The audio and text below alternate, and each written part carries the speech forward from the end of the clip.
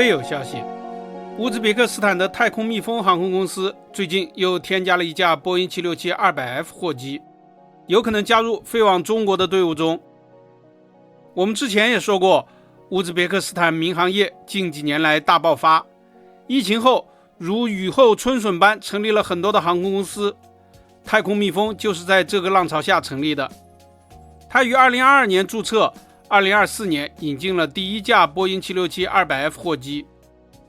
太空蜜蜂的首架 767-200F 货机注册号是 UK6-16，原机出厂于1984年，是一架波音767-200非12型客机。该机于2000年按照波音公司的方案改货，称为 767-200BDSF， 现在机龄 40.4 年。太空蜜蜂的第二架 767-200F 货机注册号是 UK6-11，原机出厂于1983年，同样是 767-200BDSF 货机，现在机龄 41.4 年。太空蜜蜂为何要引进这么旧的货机呢？当然是因为便宜。40多年的 767-200F 货机估计市场价格只需要400万美元左右，非常易于得手。而且波音公司那个时候质量相当过硬，飞机相当结实，飞行半个世纪也不必担心会空中散架。经过查证发现，太空蜜蜂这架 41.4 年的 767-200F 货机并不是纯式的767之中最老旧的。马来西亚的拉亚航空有2架 767-200F 的年龄都超过了它，分别是 9M-RXD 41.8 年和 9M-RXB 42.5 年。老旧的 767-200F 货机很受欢迎，除了便宜之外，还有一个重要原因，那就是航程。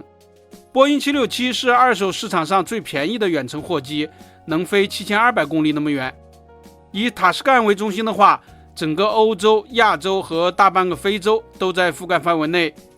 也就是说， 767-200F 货机虽然老旧，但是太空蜜蜂可以用它承担将货物从伦敦送到马尼拉，或者是从日本送到尼日利亚的任务。中亚国家大量引进老旧的二手货机，主要是为了飞往中国。中国是贸易出口大国，随着电子商务越来越发达，小商品在全球都受到欢迎。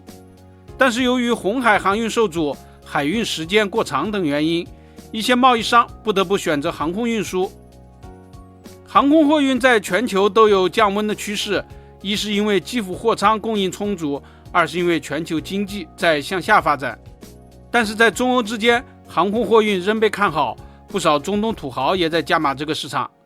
老旧的 767-200F 的载货能力能够达到50吨，以每公斤利润1美元计算的话，跑一趟能够赚5万美元，相当的划算。太空蜜蜂与其他中亚航空货运公司一样，也开通了香港航线。它的首架 767-200F 去年频频出现在香港，留下了很多的照片。现在引进第二架 767-200F， 相信也会光临香港。它可能会将中国的货物在塔什干中转，送往塞尔维亚等地，再从那里中转流向中东的消费市场。这架飞机到达之后正在维护中，希望早日在香港能够见到它。本期咱们就聊到这里，下期见。